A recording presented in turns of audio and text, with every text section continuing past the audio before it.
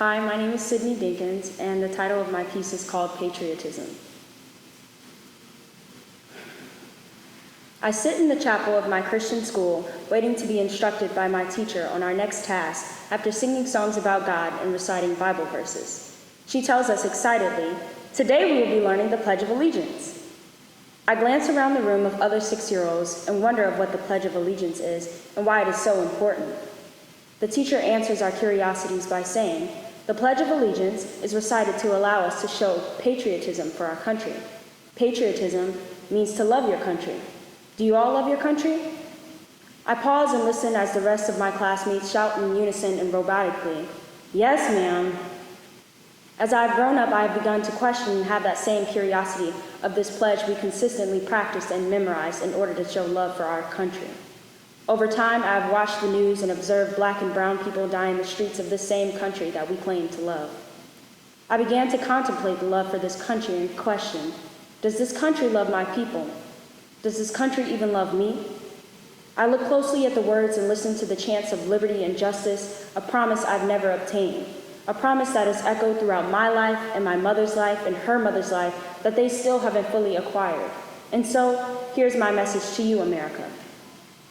When we pledge allegiance, we pledge for those that bled and shed tears, building the country that you have today. We do not pledge to you, because you, America, seized us from the promised land to make us build your own. You continue to sink your claws into the backs of my people, traumatizing us with every breath you take, as we continue to plead to your God, give me strength and erect us against her hate. When you wrote your pledge, why did you disregard the souls of Black children stripped from their mothers? Why did you disregard Crispus Attucks that stood proudly on your front lines in the American Revolution and died just for you to grant him partial freedom, just for his grandchildren and his grandchildren's children to go on crying and begging for their protectors to protect them? Under God, you say. Did you ask yourself what would Jesus do when you looked into the eyes of 14-year-old Emmett Till and took his life away? No.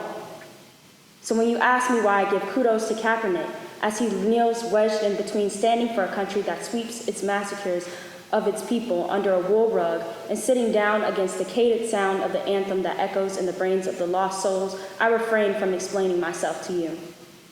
I used to long for the time when I reached the horizon of the American dream, but as I got older, you pulled the horizon further from me, leaving me drifted. Although you tried your best to hinder our blessings and exile, you brought forth a power that allowed us to create our own dreams. When drums were taken, we created rhythmic beats and sounds with our hands and feet. We placed ourselves in places we were told we weren't supposed to be and created more Parks, Kings, and Obamas. Through everything you have thrown at us, America, still we rise and will continue to construct our own America, the dreamers dreamed. Thank you.